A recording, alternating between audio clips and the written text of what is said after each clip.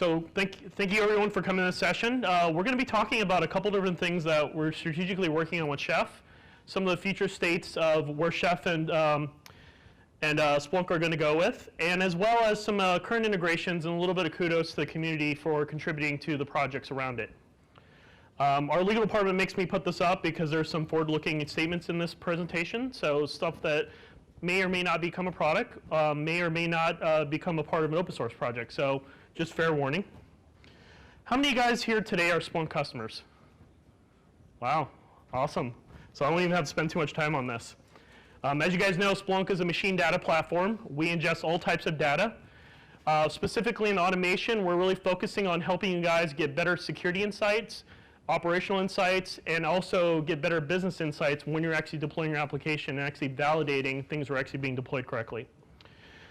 As you know, we try to meet every expectation of the customers, so we're in all different types of verticals.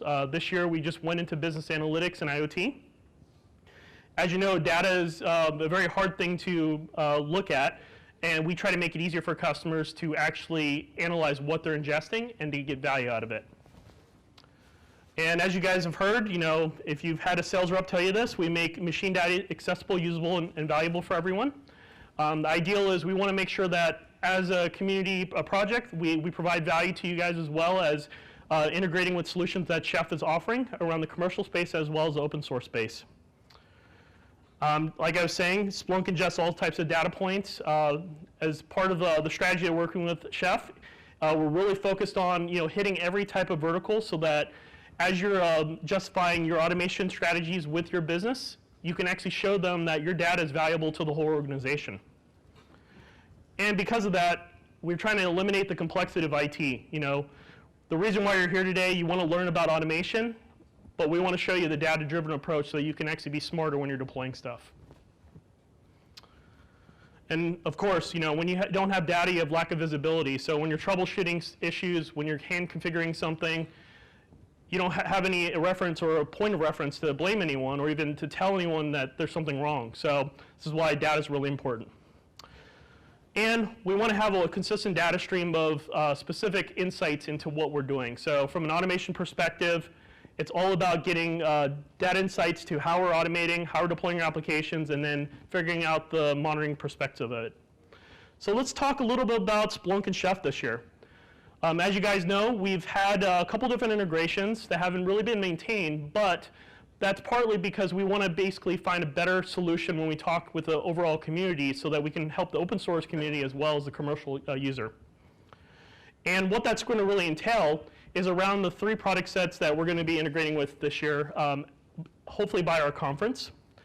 And what it's basically going to include is Chef Automate, Inspect, and Habitat. And the reason why we picked these 3 different applications or these platforms is because we want to basically focus on the things that are important to you guys as a whole. We want to make sure that when you're looking at deploying with Chef Automate or even open source Chef, that you know how things are being deployed, how long they've been taking, and if there's any abnormal behavior associated with it. Inspect, we're trying to take Chef into a new realm of security. How many guys are doing DevSecOps opportunities right now within your own, couple. We want to help you guys see the value in actually bringing in the automation data to build KSIs so you can see what your posture looks like and if you have vulnerabilities in your network. And then, of course, with Habitat, we put a lot of development time and effort into OpenShift, Kubernetes, Docker. We want to extend that by automating it within the framework that you guys are working with currently today.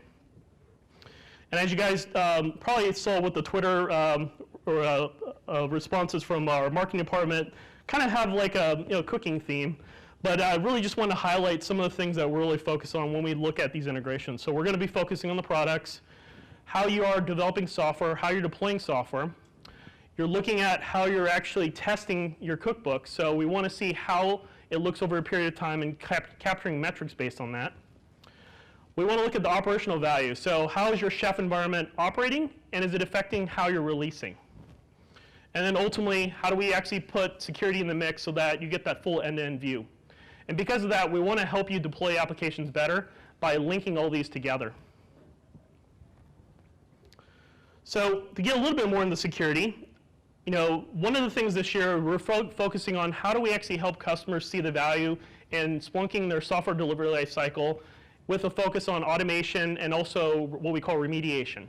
So a lot of integrations you're going to see this year really kind of highlighting the ideal that once we get the data into Splunk, we're going to make it valuable so that if something happens in your environment, we can hook into Chef Automate and maybe even remediate some issues that you may be having with a specific service and using those cookbooks to automate that orchestration. And the way we're going to do this is actually a two-step process. I don't know if you guys are familiar, we actually have a new product line called Centrals. These are really focused on use case driven, basically products and solutions that we built in the Splunk. These are free add-ons and free integrations. And we're going to basically focus a lot of the chef recipes that we're building and provide use case examples on how to implement them. So some really cool stuff coming up. As you guys know, we have a chef community cookbook. How many of you guys contribute to it today? Okay, perfect.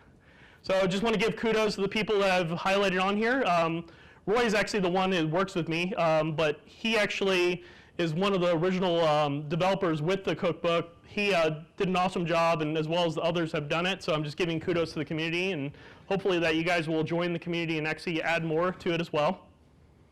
But I also want to come here to talk about how do you guys get started working with the cookbook. So how many of you guys actually know about the cookbook that we have on the Chef marketplace, or do you currently use it today? Okay, only a few. So, you know, I know a lot of you guys are automation engineers, so I'm not going to go too deep into this, but go to the GitHub page, clone the repo, create a branch, make your feature requests, apply your changes, put your enhancements, commit on your changes. Please make sure you put some notes in it. It's really hard to validate what was changed just by looking at specific things. Push your changes, test it using the Travis CI that's already baked into the repo, and then submit your pull requests. And ultimately, we want the community to provide feedback to us. If we can make it easier for you guys, let us know, create an issue on it. We're going to be actively working with the community to develop this into supporting the newer versions of Splunk, as well as building in some security use cases as well, so you can automate how Splunk can be deployed in your environment.